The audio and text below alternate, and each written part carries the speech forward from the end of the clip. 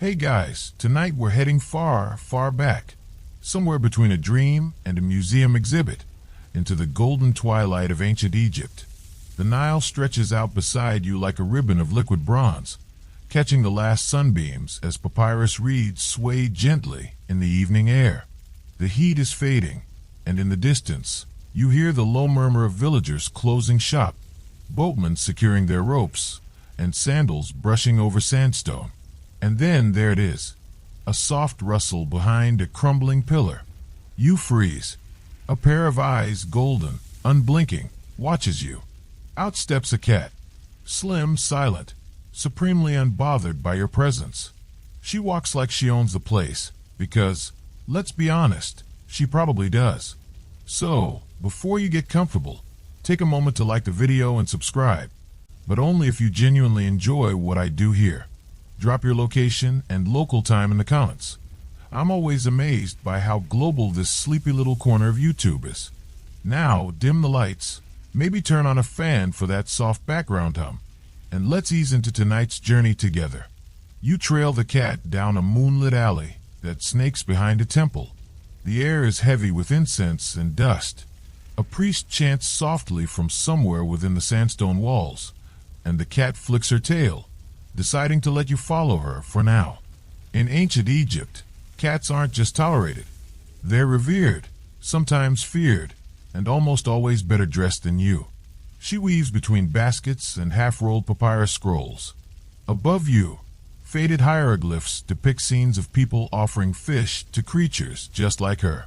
But this isn't just about pets. This is something deeper. In this world, cats aren't animals you own. They're sacred presences who just might own you. You pass a merchant's stall shuddering for the night. The vendor bows slightly to the cat, not you, and she doesn't even bother looking back. She's more than a mouse catcher. She's a quiet divine agent, with eyeliner better than anything you've ever attempted.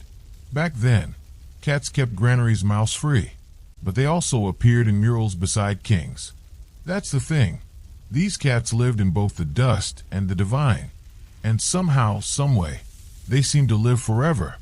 Ancient Egyptians thought cats had 9 lives, more like 9 afterlives, and that belief shows up everywhere. In the Book of the Dead, you'd find references to Ra, the sun god, taking the form of a cat to fight a serpent of chaos, because of course he did. Who else could slice through evil with one paw and then go nap in a sunbeam? Even the pharaohs weren't immune to the feline charm. Historians still argue whether the great Amenhotep III actually gave his favorite cat a tiny gilded sarcophagus, or if it was just part of royal temple decor. But judging by the cat statues left in his palace, some of them nearly your height, it's fair to say she ruled at least part of the kingdom. As you walk through the temple's outer court, that same cat hops onto a stone ledge and pauses. She looks down at you like a librarian who's not mad, just disappointed. You get the sense that she's seen a lot. Plagues, coronations, dynasties falling like dominoes, and none of it has impressed her.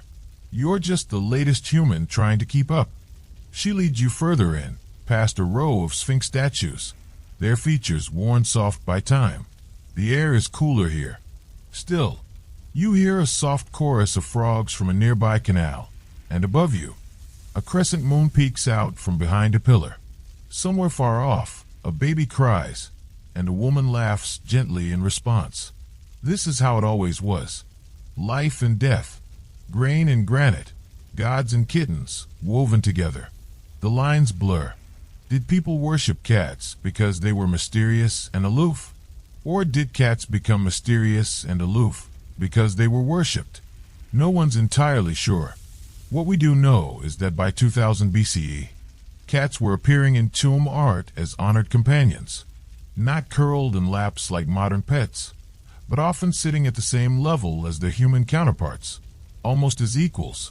Some even had their names carved into stone. Names like Tamiu, she who is perfect, or Myo, she who meows. Not exactly subtle. And they lived long lives, not just in legend, but in reality. Archaeologists examining feline mummies have found that many of these cats lived well into their teens, remarkably long for animals in the ancient world. Why?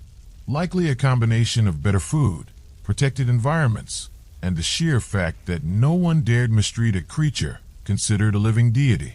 You wouldn't kick Bastet's avatar, would you? That's how you end up cursed, or just politely ignored for eternity, which might be worse. Of course, the cat in front of you isn't concerned with any of this. She finds a warm patch of sandstone and curls into a loaf. Her ears twitch, her eyes half close. You sit nearby, not too close, just enough to share the stillness. And for a moment, everything feels quiet and soft and eternal. The Nile laps gently at its banks. The last light leaves the sky. Somewhere, a young priest rolls up a scroll for the day, and an old woman sets down a dish of milk outside her door. Not for herself, not for any gods, either. Just for whoever decides to stop by. The cat rises before you do. Naturally, she stretches like liquid, arching her back with the kind of elegance that makes you reconsider your entire posture.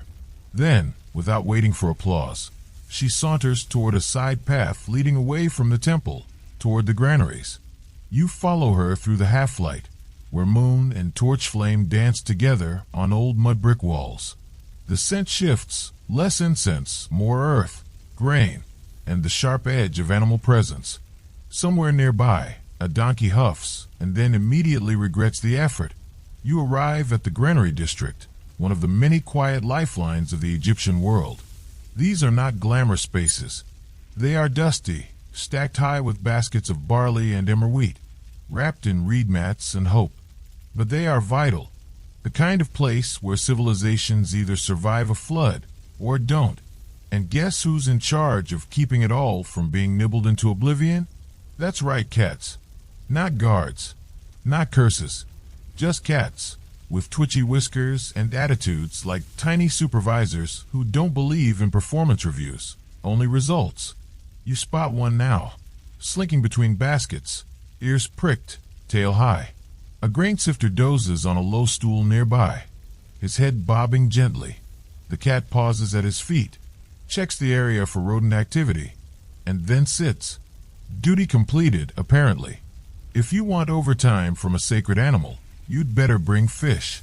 And here's where it gets interesting.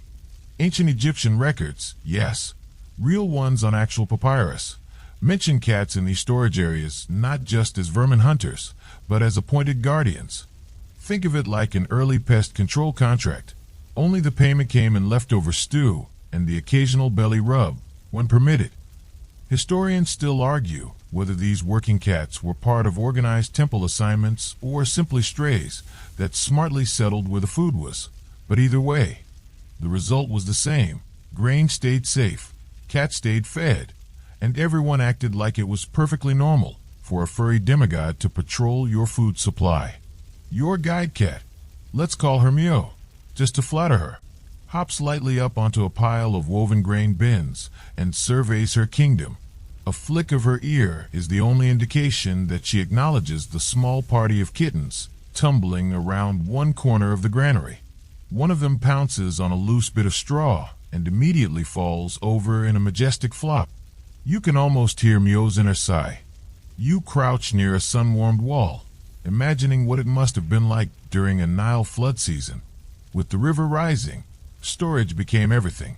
Lose the grain, and famine followed, which meant these granaries weren't just practical, they were sacred.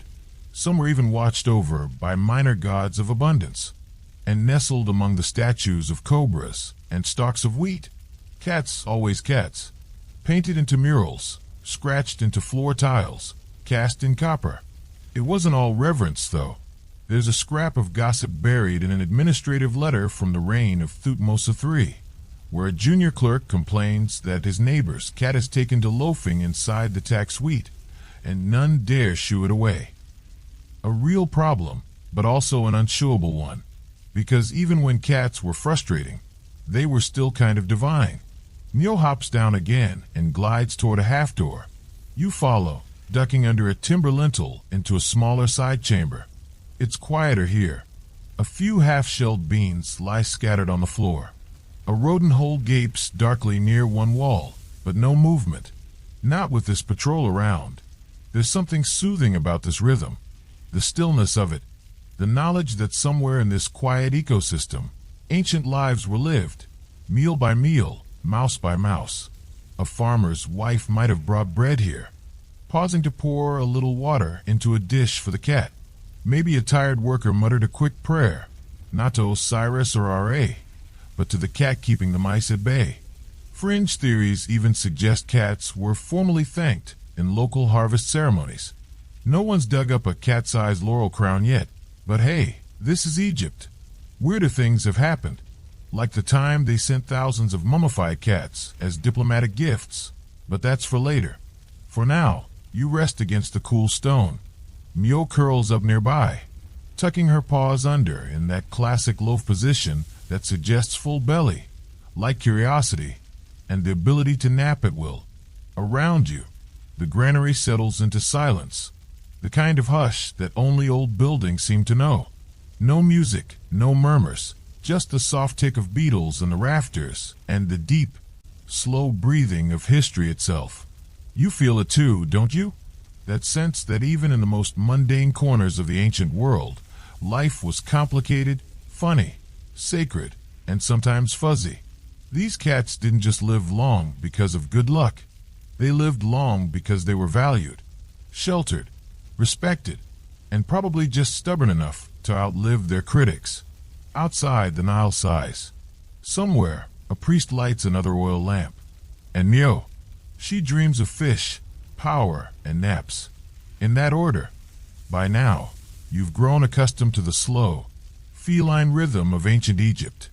Mio, your self-appointed guide, leads you further inland as dawn approaches, light rising behind the eastern cliffs like a quiet promise. Your sandals crunch softly over the sand, and the horizon blurs slightly with heat yet to arrive. She takes a sharp turn through a thicket of date palms, brushing past a half-toppled brick wall, and suddenly you're standing before something peculiar. At first glance, it looks like any other small tomb, a modest doorway, half buried in sand. But something's different. The carvings on the lintel aren't of humans or typical gods. They're cats, dozens of them. One poses upright, regal, paw raised in salutation. Another lounges under a fig tree. A third is wearing jewelry. You squint. Yes, earrings. You follow Mio inside. It's cooler in here. Time stretches out in the quiet. The walls are painted with soft ochres and faded reds. The scene unfolds like a dreamy mural. Families gathered for feasts, cats curled at their feet, or, in several scenes, sitting right on the platters like little emperors. There's something oddly touching about it. You can't help but smile. And then, there it is, the central chamber, lit by a shaft of sunlight that cuts through the dust. A single stone sarcophagus stands in the center, and beside it, wrapped tightly in linen strips, lies a smaller form, delicate, long, unmistakably feline. You've found one of the famed cat mummies. Historians still argue whether this particular feline was a beloved pet, a temple offering, or possibly something in between, a divine companion. What we do know is that she lived long, was well fed, and died peacefully. An animal embalmer had taken special care with her, eyes painted on the wrappings, delicate gold amulet resting against the chest, and the sarcophagus that belonged to her owner, a middle-tier noblewoman named Satsebek. Carvings around her tomb depict her stroking the cat gently, feeding it from a ceramic bowl, even napping together under a fig tree. You get the sense this wasn't just symbolic. This cat was family. Modern studies of feline mummies like this have revealed fascinating things. Some were, sadly, bred specifically for ritual sacrifice later in Egypt's religious history, but many others, especially from earlier periods, were given elaborate burials. Tiny coffins made of sycamore wood, inscribed spells for safe passage into the afterlife. In one rare case, a tiny necklace made of blue faience beads was found looped around a cat's mummified neck. And yes, they really believed the cats would journey with them into the afterlife, through the field of reeds, where the soul was judged and granted peace, or not. The logic went like this. If cats were powerful and protective here on Earth, wouldn't you want that same sharp-eyed ally watching your back in eternity? Mio hops up onto a carved stone bench, tail flicking. She seems unimpressed by the fuss. To her, mummification was just one more human attempt to preserve something cats already possessed, a kind of timelessness. You think back to a recent study that revealed some Egyptian cats lived well into their 20s. That's impressive even by today's standards. They had access to clean water, fish scraps, shady courtyards, and more importantly, they were usually not asked to chase after dogs or fetch sticks. Respect adds years. At the foot of the tomb, someone had once left a dish. It's still there, coated in fine sand. A token, perhaps, or a quiet hope that the cat's journey would require a snack. You wonder if anyone will ever leave a saucer of milk at your grave. The air grows still. Sunlight shifts across the floor. You can almost hear voices, soft, ancient, chanting funeral songs, not just for humans, but for their four-legged guardians. It's easy to imagine a young girl placing her cat in the wrappings herself, tears mixing with the oil and resin, not because of some grand ritual, but because of love. And while historians debate the scale of sentimentality in ancient animal burials, the evidence is clear. Some of these cats were deeply cherished. Their longevity wasn't just biological, it was social. They mattered. They were remembered. You sit beside Mio for a moment. She yawns, wide and lazy, then curls into a ball on the sun-warmed bench. She's not impressed with your reverence, but maybe, just maybe, she understands. Outside, the world brightens. A breeze drifts through the tomb's entrance. Somewhere beyond the palm grove, life stirs, potters warming their kilns, priests lighting incense, bakers kneading bread. And in each of those places, a cat likely watches, present, unbothered, possibly judging. The long lives of Egyptian cats weren't just about age. They were about presence, about being part of everything, from the sacred to the ordinary, from the chaos of grain riots to the peace of a sleeping noblewoman's lap. Mio stretches again. She blinks at you with the slow, indifferent approval that cats give when they're not sure if you're clever or just slow. And then she hops down, ready to show you something else, because the journey is far from over. The village is waking up now. Smoke curls from hearths, and the soft thump of bread dough echoes between courtyard walls. But you and Mio take a quieter route, away from the bustling homes and toward the edge of cultivated land. She walks with the ease of someone who's lived 1,000 mornings.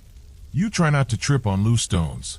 You're headed toward the edge of a necropolis, not one of the grand, tourist magnet pyramids, but the humbler resting grounds for scribes, artisans, and mid-level priests. Tucked between tombs and tamarisk trees are the stories most people miss, including one that begins with a particularly long-lived cat named Tefnut. She lived in Deir el-Medina, a village of workers who built royal tombs in the Valley of the Kings. Tefnut, according to shards of pottery found in a rubbish heap. History is glamorous like that. Belonged to a foreman's wife named Nebet. Someone had scratched her name onto the potsherd alongside a crude sketch. Triangle ears, dot eyes, curled tail. Not high art, but unmistakable. Tefnut lived to be 18, which, for a working village cat, was practically miraculous. Her long life became a kind of communal marvel. Children tossed her treats. Scribes mentioned her in marginal notes.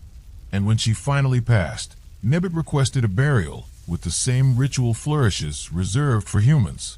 Incense, linen wrappings, a tiny clay coffin. Historians still argue whether this level of ceremony was personal affection or a formalized version of cat reverence. Some say it was rare, others suspect it was just rarely recorded. After all, if you were a literate artisan, wouldn't you occasionally sneak in a doodle of your favorite cat between lines of sacred text? As you walk, you see small rock cairns, unassuming markers scattered near low tombs. Some are likely just piles of stone. Others, perhaps, mark the resting places of beloved animals. It's hard to tell. Time wears away sentiment faster than granite. But then you come across something curious. A niche carved into the wall of a tomb entrance. In it, a small seated cat statue, carved from alabaster, stares out at nothing. Someone has placed fresh palm fronds around its base. Not a modern offering, just the wind's doing. Or maybe something else. Mio hops up beside it, tail brushing the statue's base. You wonder if she knows the cat immortalized here. If long lives lead to long memories. Maybe that's why she keeps showing you places like this. Tiny temples to feline endurance. The statue bears the classic elements of the goddess Bastet. A broad collar, alert ears, and a subtle smile that says she's seen everything and wasn't especially impressed. Bastet, protector of women, goddess of music and perfume, and of course cats. What's lesser known is that her worship evolved alongside the role of cats themselves. Early on, she was a lion-headed warrior, fierce, fiery, and prone to smiting. But over centuries, as domestic cats grew in cultural importance, Bastet softened. She became more motherly, nurturing, and yes, adorably inscrutable. It's no coincidence that Bastet's main cult center, Bubastis, was home to thousands of cats. Some were temple residents. Others were visitors. Many were mummified in vast underground galleries. And if you think cat cemetery sounds a little niche, try wrapping your head around this. Archaeological digs at Bubastis uncovered more than 300,000 mummified cats. That's not a typo. That's a city of whiskers. One theory, pilgrims brought cats as offerings. You'd arrive, ask for fertility or good harvests, or just fewer mice in your grain stores, and leave behind a feline token to curry favor. It was equal parts religion, ritual, and practical rodent control. But long before the mummification industry took off, there were cats like Tefnet, real companions with real lives. Cats who weren't divine symbols so much as fuzzy fixtures in the village routine, who warmed beds, stole fish, and made old women laugh. Mio leads you into a shaded courtyard. A scribe's house once stood here, low walls still bearing fainting stains. You can picture it. A young man hunched over papyrus, tongue pressed to his teeth in concentration, while a cat naps in the crook of his arm. A sand-crusted inkwell tilts beside them. Time pauses. In this culture, writing was magic. To name something was to preserve it. So when someone took the time to etch a cat's name into a wall, or paint its likeness on a child's coffin, it wasn't just affection, it was insurance.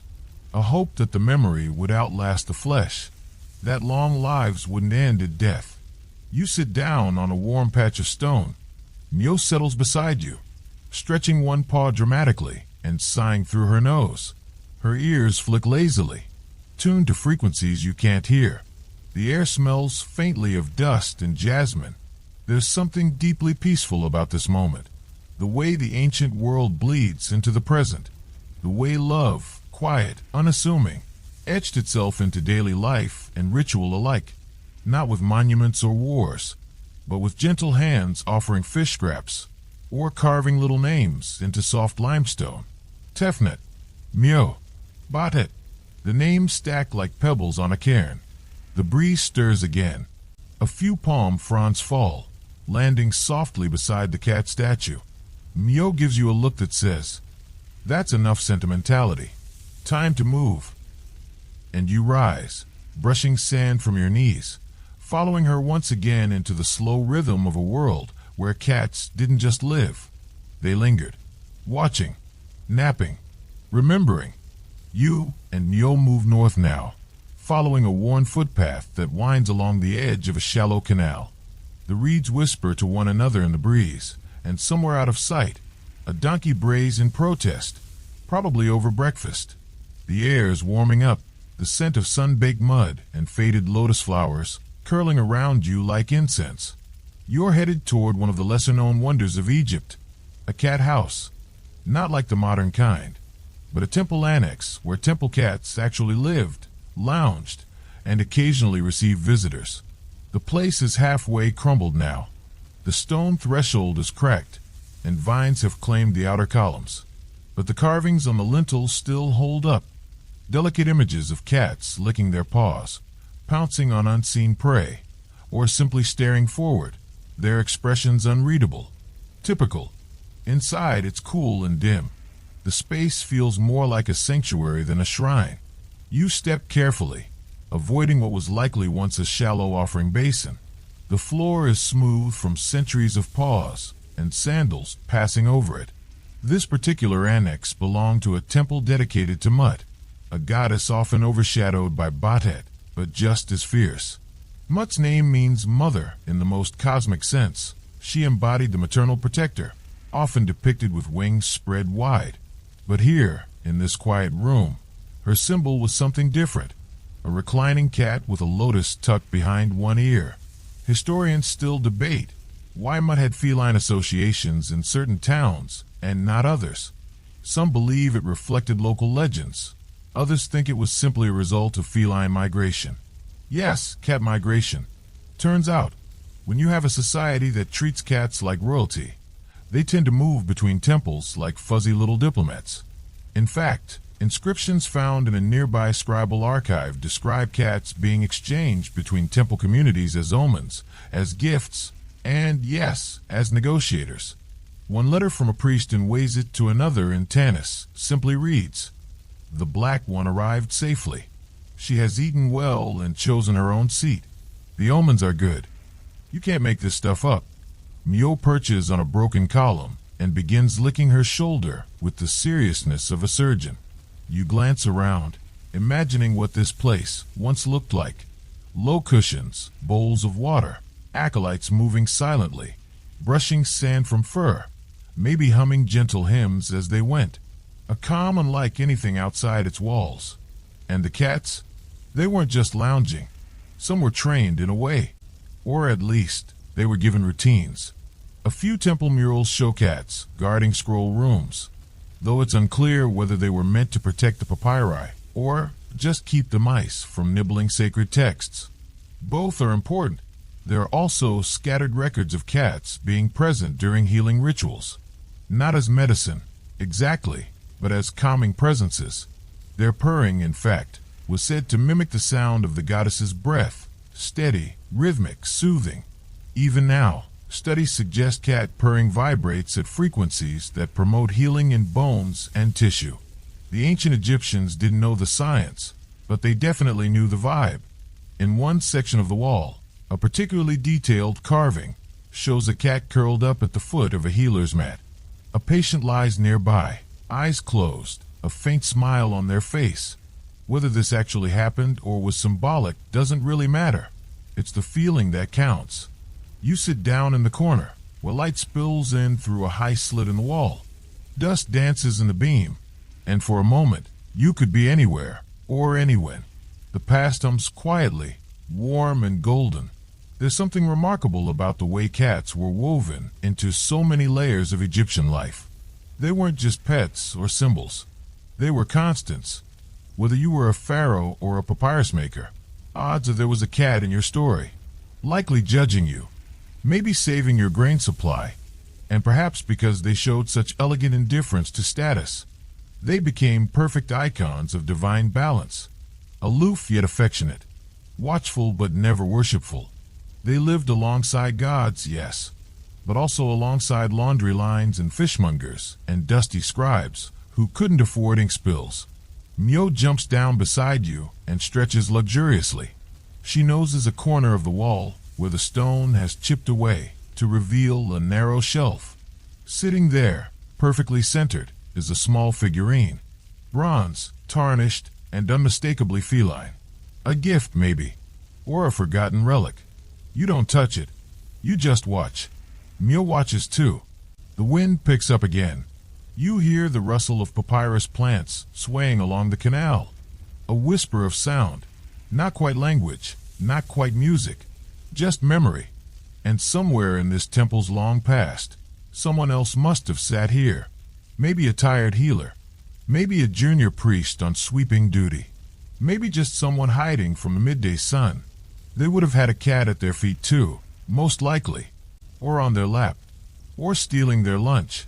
And they would have looked around this quiet room and felt, perhaps, the same odd comfort you do now, that in a world of shifting sands and fickle gods, At least the cats had figured things out. Mio flicks her tail and trots ahead, past a wall where tiny paw prints once marked drying mortar, an accidental signature preserved for centuries.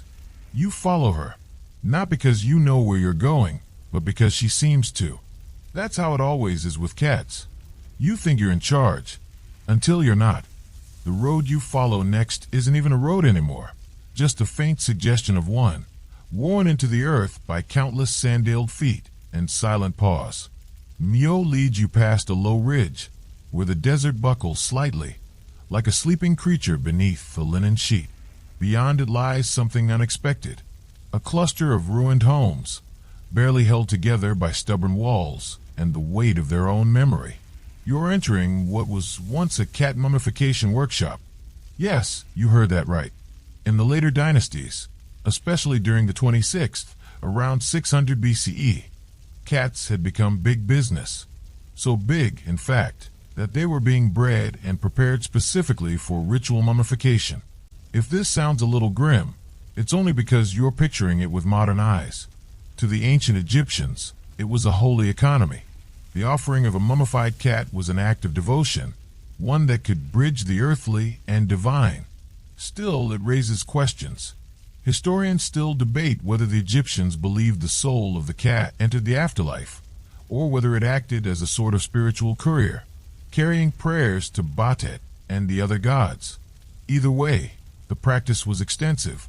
Archaeologists have uncovered millions, literally millions, of feline mummies, some bundled elaborately with geometric wrappings. Others, sadly, were hastily prepared for the less discerning pilgrim. You step inside the largest of the remaining structures. It smells like dry chalk and time. The walls are marked with soot near the ceiling, a sign that fires once burned steadily here, not for warmth, but for resin melting, used in embalming. Along the edges of the room, shallow troughs suggest the stations, cleaning, anointing, wrapping, prayer. It's strangely quiet in here. Even Mio doesn't make a sound. She stands still, one paw raised, ears twitching toward echoes you can't hear. On a broken table lies a clay tag, the kind used to catalog votive offerings. You brush the dust from its surface, revealing a small symbol, not a name, but a tiny fish, flanked by 2 stars, perhaps a marker for a particularly lucky cat. Or maybe it meant nothing at all. The Egyptians were fond of symbolism, but just as fond of whimsy. In one corner of the room, you find a row of niches. Inside, faint traces of linen still cling to the stone, fragments of cat mummies long since disturbed. It's sobering, but also oddly comforting. There's a ritual here, rhythm. These cats were not simply discarded, they were honored, even industrially so. Of course, not all cats were destined for this path. Most lived ordinary lives, wandering courtyards, temple libraries, and merchant stalls. But some, whether through temperament or pure feline luck, were selected, chosen to become divine messengers. What did that life look like? Well, there's one particular cat we know about from a scratched note in a Theban priest's ledger. The cat's name was Sinemiu, which translates to sweet whisker. Yes, really. She lived within the temple walls and reportedly had a fondness for cooked lentils, which she stole from offering plates. The priest wrote, with affectionate frustration, "She eats the prayers before the gods can hear them." Sinemiu lived to be nearly 20, an absurd age even by modern indoor cat standards. She's one of the few felines mentioned more than once in temple records, suggesting she was well known and probably deeply loved. You run your hand along the cool stone. Imagine the people who worked here. Young initiates gently brushing fur clean, elders chanting protective hymns, cats, alive and not, present at every stage.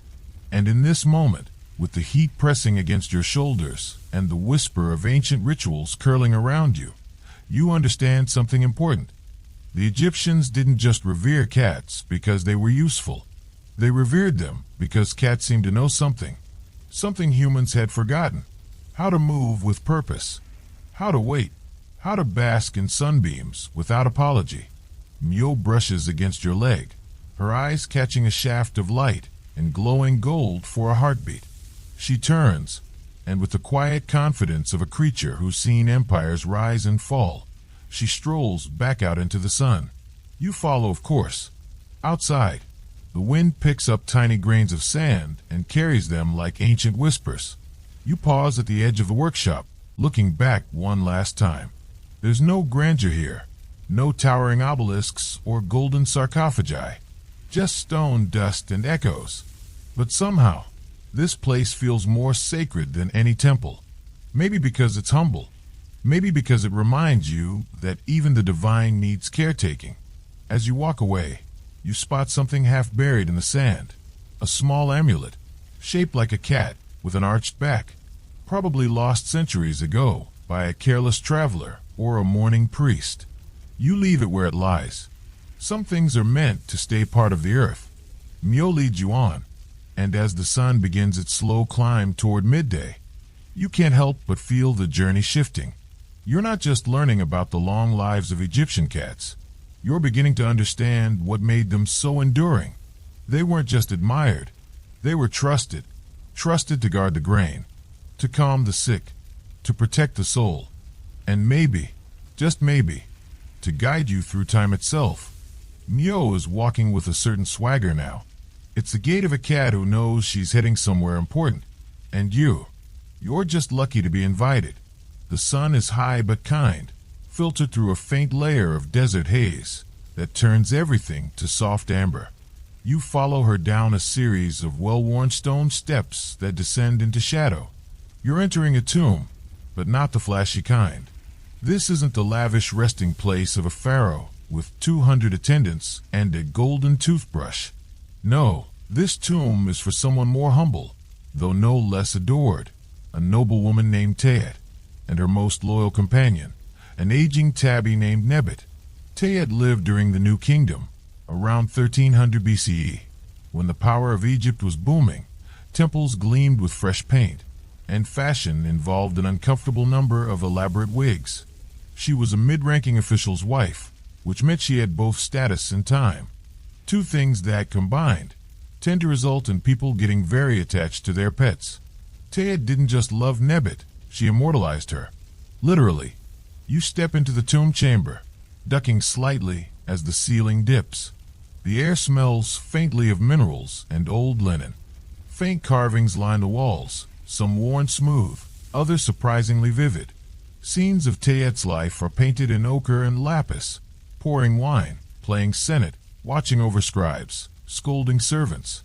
And in almost every scene, there's Nebet, lounging in the corner, swiping at a jug, or perched behind Tayet like a judgmental cushion. Even in the afterlife banquet, where Tayet is shown enjoying an endless feast under a canopy of stars, Nebet is seated at her feet, nibbling delicately at a fish, eyes half-lidded, clearly unimpressed with the company.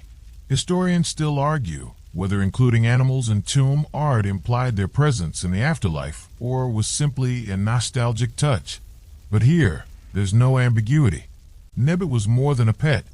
She was part of the household soul. And then there's the statue. At the center of the tomb stands a surprisingly large limestone sculpture. It's Tayet, seated, with Nebet curled in her lap. The sculptor has captured something remarkable, not just realism, but intimacy. Tayet's hand rests gently on the cat's back, mid-pet. Nebet's ears are cocked back just a little, in that classic, "I'm tolerating this" pose. It's funny and tender and timeless. And the inscription? It reads, "May we share one sunbeam always." You don't get more romantic than that. Of course, not all tombs were so cozy. In wealthier circles, cats were sometimes buried in their own small coffins, placed alongside their owners with elaborate rituals. But Tayet and Nebet seem to have chosen something simpler, a shared eternity in art. There's even evidence that Nebet was mummified and buried just outside this chamber. Archaeologists found feline remains wrapped in linen with faint traces of henna. Yes, henna, which was sometimes used as a mild preservative and perhaps a final gesture of beauty. You sit cross-legged beside the statue, letting your fingers trace the carved folds of Tayet's robe. The stone is cool, but it feels alive somehow, like memory trapped in mineral. Myo sniffs the base of the statue, then promptly flops onto her side, purring loud enough to rattle dust from a nearby niche. And that's when it hits you. The bond between humans and cats here wasn't just ceremonial or spiritual. It was personal. These were relationships, full of routine and affection and, probably, plenty of low-level irritation. You don't spend 18 years with a cat without being yelled at from atop a cupboard at least once. The Egyptians didn't just carve cats into their tombs because it was fashionable. They did it because they couldn't imagine eternity without them. One letter discovered in a scribal school in Memphis contains a line that might be the ancient world's first recorded pet eulogy. It says simply, "She no longer greets the morning sun. The house is quieter now." That sort of ache doesn't change over millennia. You glance around the tomb again. The artwork is fading, but the love still radiates from the walls. Nebet wasn't divine, didn't perform miracles, didn't chase away crocodiles that we know of. She was simply there, day after day, through sunlit afternoons and noisy dinners and quiet evenings when Tayet needed company. It makes you wonder how many other cats lay in tombs across Egypt, not as offerings or omens, but as companions. And as the light shifts slightly, casting a golden glow across the stone floor, you think maybe Nebet got it right. Not fame, not gold, just a sunbeam. Myo stretches and yawns with dramatic flair before hopping up and heading toward the exit. You rise too, feeling oddly peaceful, like you've just visited two old friends who knew exactly what really mattered in life. And now it's time to walk on. The sun has shifted westward when you and Myo find yourselves strolling along the dusty banks of the Nile, where fishermen pull nets heavy with tilapia and fishermen's children dart in and out like shadows. The river's constant murmur is a soothing backdrop, a steady heartbeat beneath the wide expanse of blue sky. Here, among the reeds and papyrus stalks, you discover the ancient Egyptians' quieter side of cat companionship, their role in everyday life, especially in protecting homes and granaries from vermin. Cats were never just symbols or temple denizens. They were working partners, quietly keeping the chaos of rodents at bay in a civilization that depended heavily on stored grain. The Egyptians called cats myo, or mew, imitating their signature call. You might think that's just cute, but it reflects something deeper. Cats were woven into the soundscape of daily life so thoroughly. Their voices were as familiar as the clinking of pottery or the rattle of a basket. In fact, granary workers often left little offerings of fish or bread near the corners of storage rooms, not just to honor Bastet or appease the gods, but to thank the cats themselves. Some cats even had their own salary, scraps of food set aside daily, a kind of ancient paycheck for pest control services. Historians still debate how formalized this relationship was. Did cats have territories and work shifts? Were some cats specialized hunters, while others preferred lounging? Evidence suggests it was a bit of both. Some cats were definitely professional mouser types, scrawny and keen-eyed. Others were pampered household pets, indulging in naps and the occasional sunbeam. One papyrus fragment you'd love to show Myo describes a cat named Hapu, who famously kept the royal granary free of rats for 7 years straight, earning himself a golden collar, a rarity in a society that usually reserved gold for humans. Of course, no one's sure if the collar was real or just a poetic metaphor, but it's a delightful story nonetheless. And speaking of collars, did you know that the ancient Egyptians sometimes adorned their cats with tiny bells? Not because cats are naturally bell-happy, far from it, but to track their movements and ensure they were on duty. You can imagine the royal palace cats, some reluctant, jingling through corridors like furry alarms. The bond extended beyond utility. Cat hair was woven into textiles, sometimes for good luck, and cat motifs were painted on everyday pottery and household items. The image of a cat was a talisman, a whisper of protection. The role of cats in homes also influenced gender dynamics. Bastet herself was a goddess connected to fertility, joy, and women's mysteries. As her sacred animal, The cat symbolized both nurturing and fierce independence, qualities that ancient Egyptian women embraced with pride. Some tomb paintings even depict women holding cats close, their expressions soft but confident. It's a quiet reminder that cats were more than pest controllers. They were companions, confidants, perhaps even therapists in an era long before couch talk. As you walk along the riverbank, you imagine a scene from centuries ago. A family sitting in the courtyard, the patriarch smoking a reed pipe, the children playing with a small tabby kitten, while the mother stirs bread dough and hums a lullaby. The kitten pounces on a drifting grain husk, chasing it across the warm stone floor. You sigh, feeling the steady pulse of time beneath your feet. These small moments, unnoticed by most history books, are the threads that truly weave a culture together. Mio curls up beside a clump of papyrus, her tail twitching lazily. You pause to watch a fisherman cast his net, the water glistening like shattered glass. The sun dips lower, and the river's song deepens. And just like that, you realize the story of Egyptian cats isn't just about gods or tombs or rituals. It's about how a small, mysterious creature quietly shaped an entire civilization day by day. And somehow, that feels just right. As the sun lowers, casting long shadows over the Nile's gentle current, you and Mule meander toward a bustling market square, alive with the sense of spices, bread, and leather. It's a place where the past and present seem to overlap, where merchants barter, children chase each other, and cats slip between stalls like liquid silk. Here, you discover yet another layer to Egyptian cats' surprisingly long lives. Their subtle roles in commerce and trade, especially along the vital trade routes that crisscross the ancient world. Cats, it turns out, were not just guardians of grain but also of goods and travelers. Merchants traveling the famous caravan routes from the Mediterranean shores through the Sinai and beyond often brought cats along for the journey. These feline companions help keep the food stores safe from spoilage caused by rodents, and their presence was thought to bring good luck and ward off evil spirits. Historians still debate whether cats were actively transported across regions as prized possessions or if they traveled more opportunistically, tagging along with goods and people. Regardless, evidence suggests that cats help facilitate trade in more ways than one.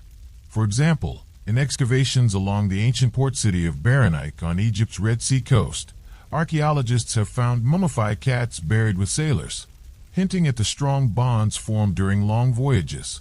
Imagine a sailor, miles from home, with only his feline friend for comfort, both creatures reliant on each other amid the vast desert and sea. The presence of cats also influenced local economies.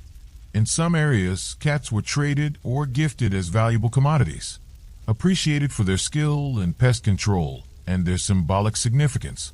This trade contributed to the spread of certain breeds, which may explain why some cats found in Egyptian art and remains bear traits similar to those in distant lands. You find yourself in the middle of a recreated merchant stall, complete with woven baskets and ceramic jars. Mio slinks beneath a table, eyeing a pile of dried dates as if weighing the merits of a snack. There's a quaint story about a merchant named Beck, who reputedly owned a cat named Shesmet. According to a fragment of a letter found in the ancient city of Thebes, Beck credited Shesmet with saving his shipment of precious spices from a rat infestation during a critical trade expedition. Whether true or exaggerated, the story reflects the practical importance of cats in commerce. Trade routes weren't just economic arteries. They were cultural highways where animals, ideas, and beliefs traveled. Cats became symbols not only of Egypt but also of safe passage and prosperity. And then there's the matter of feline superstition. Travelers often believed cats could sense danger, storms, bandits, or cursed places, long before humans noticed. Some caravans would consult their cats, waiting for their behavior to signal whether it was safe to proceed. Whether based in truth or hopeful imagination, this practice reveals how deeply cats were woven into the fabric of ancient life. You watch a vendor toss a piece of fish to a sleek black cat, who catches it with practiced ease. Mio purrs softly beside you, her eyes half closed, content to simply observe. It's clear now that Egyptian cats were far more than mystical icons or household pets. They were vital companions on journeys, physical and spiritual, that shaped not only individual lives, but entire civilizations. And as the marketplace hums around you, filled with laughter and bartering, you feel the weight of countless untold stories carried by these quiet, watchful creatures. Mio nudges your hand and blinks slowly, a subtle invitation to rest. You smile, realizing that this long journey through time and memory is also a gentle reminder of how the smallest beings can leave the longest shadows. The market's bustle fades behind you as you wander toward a quiet corner of the ancient city, where crumbling walls cradle a small temple dedicated to Bastet, the revered cat goddess of protection, fertility, and music. The scent of burning incense lingers softly, mingling with the warm dust beneath your feet. This sacred space invites reflection on the spiritual and religious lives of Egyptian cats, how they transcended mere animals to become divine symbols, guardians of homes and souls. Bastet's worship began as early as the Second Dynasty, but gained widespread popularity during the Middle Kingdom and New Kingdom. She was often depicted as a lioness or as a woman with a cat's head, embodying both fierce power and gentle grace. Her sacred cats were kept in temples, pampered, and sometimes even mummified upon death to ensure their place in the afterlife. You imagine yourself stepping into the temple courtyard, where soft golden light filters through columns wrapped in intricate hieroglyphs. Priests move silently, carrying trays of offerings, bowls of milk, fresh fish, and delicate flowers. Somewhere nearby, a temple cat curls atop a sun-warmed stone, eyes half-lidded in serene contentment. The reverence for cats was more than ritualistic. It reflected a deep cultural understanding of their unique nature. Egyptians saw cats as liminal creatures, bridging worlds, the wild and the tame, the mortal and the divine. They believed cats could sense invisible forces, protect against evil spirits, and guide souls safely into the afterlife. Historians still argue about the extent to which the worship of Bastet influenced everyday attitudes toward cats. Was the goddess a cause or a reflection of feline admiration? Either way, cats occupied a special place in religious and social life. One curious practice involved cat cemeteries near Bastet temples, like the one at Bastet. Archaeologists unearthed thousands of cat mummies there, from tiny kittens to large adults, carefully wrapped in linen and buried with prayers and offerings. Some cats were even buried with jewelry, tiny collars, beads, and amulets, testifying to their sacred status. Yet, beneath the devotion was a practical side. Cats were revered because they protected granaries and homes, but the divine overlay gave their presence a protective aura that extended beyond the physical. People believed that harming a cat could bring severe misfortune, a superstition so strong that killing a cat, even accidentally, was punishable by death in some periods. The temple priests also employed cats in rituals. Some ceremonies involved music and dance, where cats were believed to channel Bastet's spirit. Others involved healing rites, where a cat's presence was thought to cure illnesses or bring fertility blessings. You picture a temple festival in Bastet, with crowds singing, dancing, and releasing cats into the streets. A joyful chaos accompanied by the ringing of bells and the pounding of drums. The air would have been thick with incense and laughter, a celebration of life cycles and the mysterious guardianship cats provided. Mio stretches luxuriously beside you, her whiskers twitching as if she's hearing the distant echoes of ancient chants. You feel the hum of history vibrating softly through the stone. This sacred bond between humans and cats wasn't just about power or symbolism. It was an intimate dance of coexistence, of respect, affection, and a shared sense of wonder. And as the sun sets, bathing the temple in a rose-gold glow, you realize the story of Egyptian cats is as much about the mysteries they guarded as the love they inspired.